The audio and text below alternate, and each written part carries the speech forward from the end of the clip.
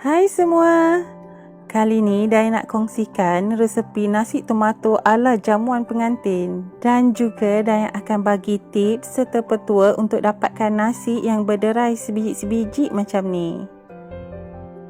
Menggunakan basmati, kalau kita salah masak ataupun salah teknik, nasi kita dia akan bergumpal dan tak jadi berderai. Jadi, jom kita tengok video cara masak nasi tomato yang sedap ni.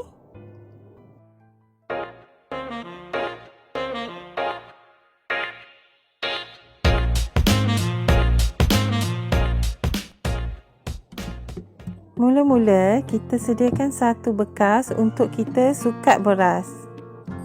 Dan gunakan basmati.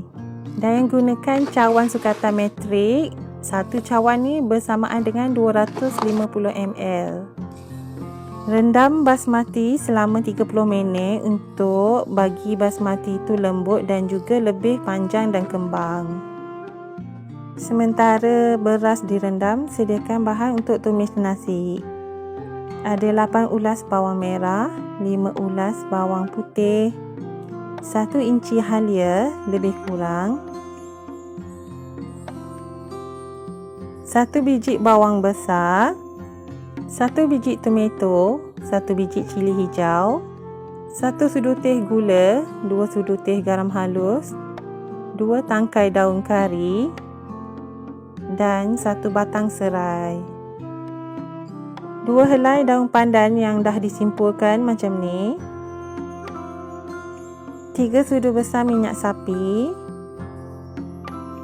setengah cawan susu cair, 4 sudu besar tomato puri, 3 sudu besar butter ataupun margarin, rempah 4 sekawan dan gunakan 1 batang kulit kayu manis, 5 biji bunga lawang, 7 biji buah pelaga dan juga 3 biji bunga cengkeh. Dan gunakan kacang gajus dalam 1 genggam macam tu.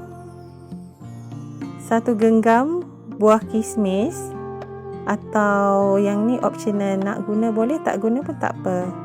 Dan juga ada kacang peas dalam 4 sudu besar. Untuk nasi tomato kali ni, Daya akan kisar bawang merah kecil bersama dengan bawang putih. Jadi, mula-mula potongkan bawang merah kepada ketulan yang lebih kecil untuk kita masukkan ke dalam balang pengisar. Bawang putih pun sama, kita potong kecil-kecil, lepas tu kita letak dan blend sekali sampai dia jadi betul-betul halus.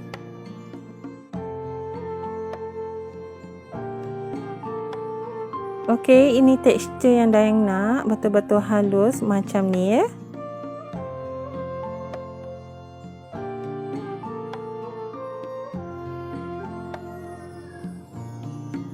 Satu biji bawang besar dimayang ataupun dihiris nipis.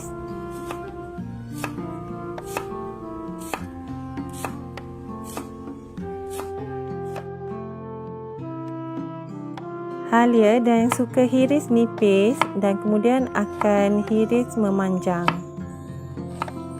Kalau nak potong bulat pun okey, janji hiris nipis ya.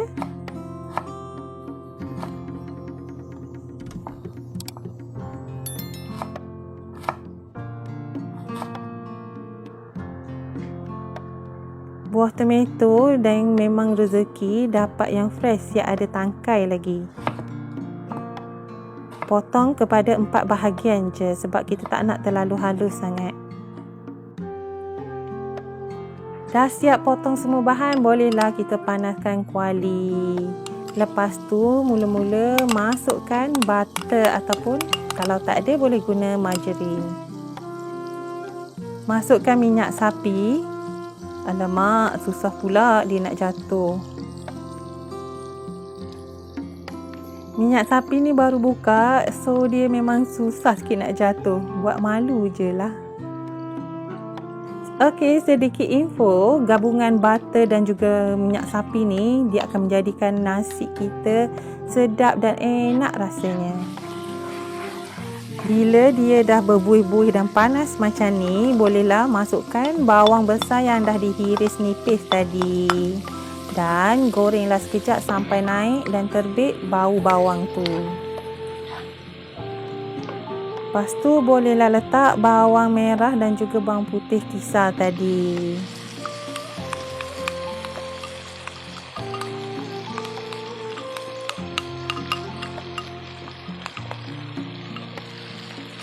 Dan gunakan api sederhana besar untuk tumis bawang-bawang ni semua supaya bawang tu tak hangit. Kalau tak, dia akan memberi kesan rasa pahit pada nasi.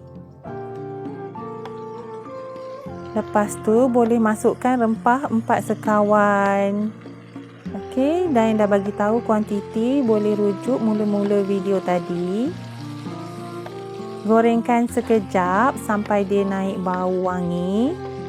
Lepas tu bolehlah masukkan halia yang dah dihiris tadi.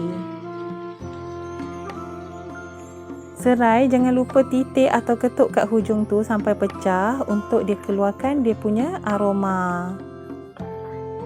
Kacau rata dan gaul sekejap sampai dia mendidih. Barulah masukkan tomato puri.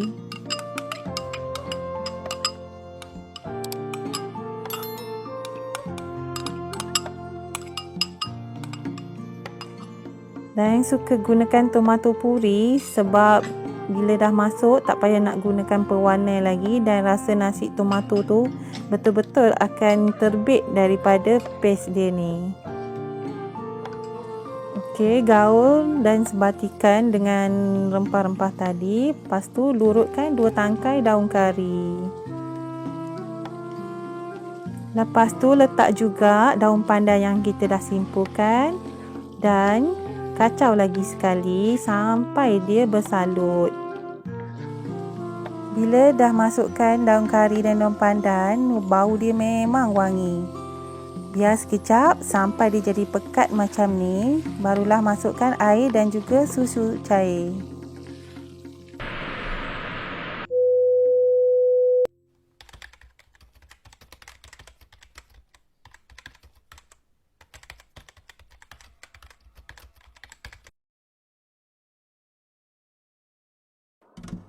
Minta maaf sebab kamera tak record masa Dayang masukkan air dan juga susu cair tadi.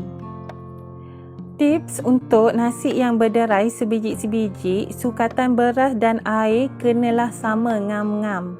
Dan juga dalam resepi ni Dayang gunakan 4 cawan beras, jadi air pun 4 cawan ditambah dengan susu cair sebanyak setengah cawan. Inilah dia rahsia nasi yang berderai sebiji-sebiji.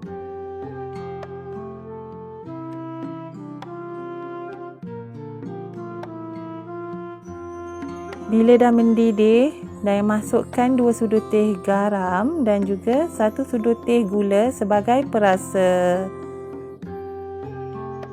Lepas tu boleh kacau gaul sekejap supaya gula dan garam tu bercampur elok. Bolehlah masukkan kismis.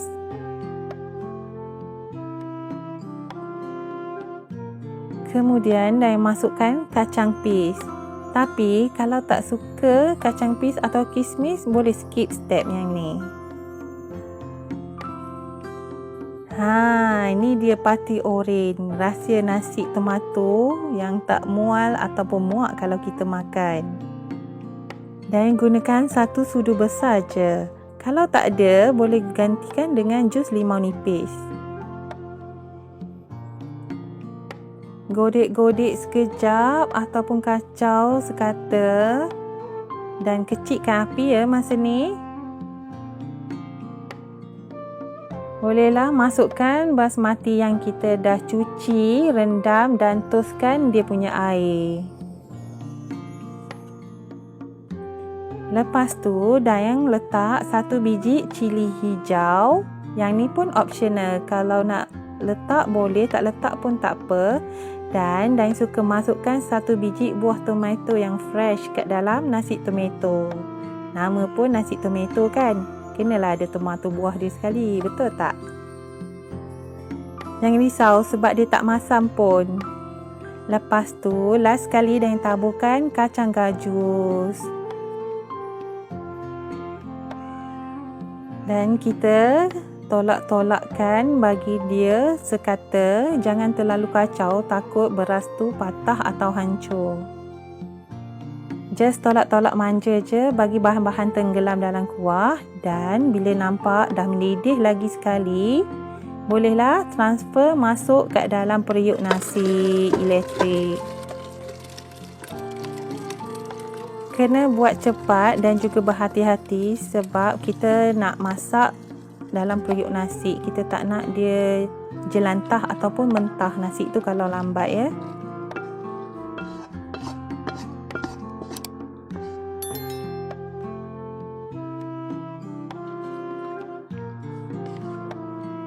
Letak penutup periuk dan masaklah seperti biasa. Bila dah masak, biarkan 15 minit sebelum kita angkat.